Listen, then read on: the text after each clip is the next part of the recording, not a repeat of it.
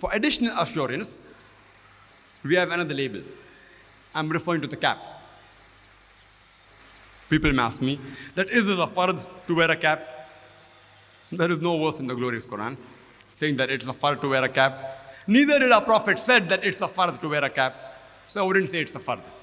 But it is a sunnah. And if you read Sahih Bukhari, volume number 7, in the book of dress, chapter number 16, it's mentioned according to Ibn Abbas that the beloved Prophet Muhammad sallallahu alaihi wasallam, when he came, he wore a black turban. The Prophet, whenever he went out, he always covered the head, unless he was in a state of ihram. He always covered the head. According to Anas bin Malik, he said that when the Prophet came out, he covered the head with a part of his garment. Further, if you read in Sahih Bukhari, volume number 7, in the book of dress, chapter number 17, hadith number 699, Anas bin Malik, may Allah be pleased with him, he said that in the year of the conquest of Mecca, when the Prophet entered Mecca, he was wearing a helmet. The Prophet always covered his head. So it is a sunnah to cover your head, whether it be with a piece of cloth or like a head covering with the Arabs wear or a cap. And the muhaddis, those who are experts in the knowledge of hadith, if they have to verify whether the rawi, whether the person who narrated is a sikha, is true or not, many of the muhaddis who are staunch, they do not regard the hadith of a narrator who did not cover his head.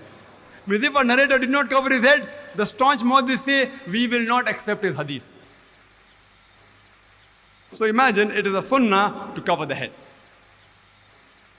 And the cap, it is so cheap. It is so cheap. Hardly costs about 10 rupees, 15 rupees or 20 rupees. The one that I am wearing, it's made in China, costs about 25 rupees. It's a harmless thing. It cannot even hurt a fly. It is so harmless, but it can do wonders. It can do wonders. And I normally keep on traveling. Alhamdulillah. I keep on traveling in various parts of the world. And people, when they see me, especially when I go to the Western country, who is this man, fine-looking man, wearing a coat and trousers and wearing a cap? It looks a bit funny. And many people who aren't aware, they ask me, what is this cap? So I tell him, it's the sign, it's my label. I'm a Muslim. Oh, you're a Muslim. An opportunity to dawah, where it is a fard in Islam. An opportunity.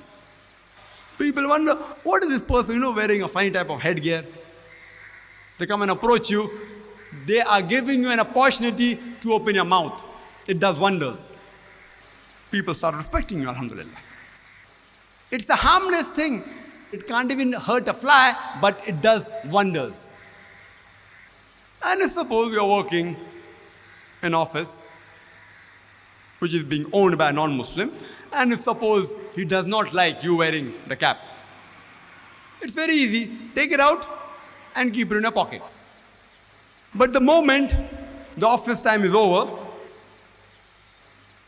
you can wear your cap back.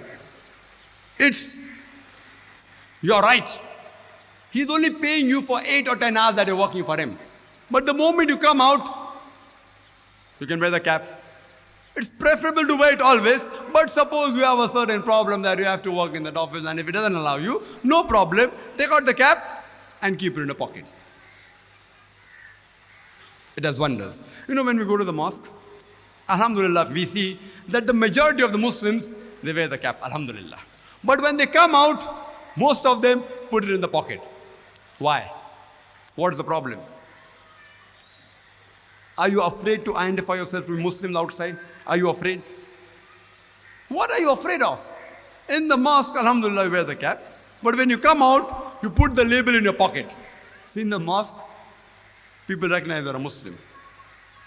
Alhamdulillah, you should even wear it there. But when you come out, Why do you keep it in your pocket? And if you ask your grandparents and those who are elderly people, they will tell you that people respected this label, the cap and the beard.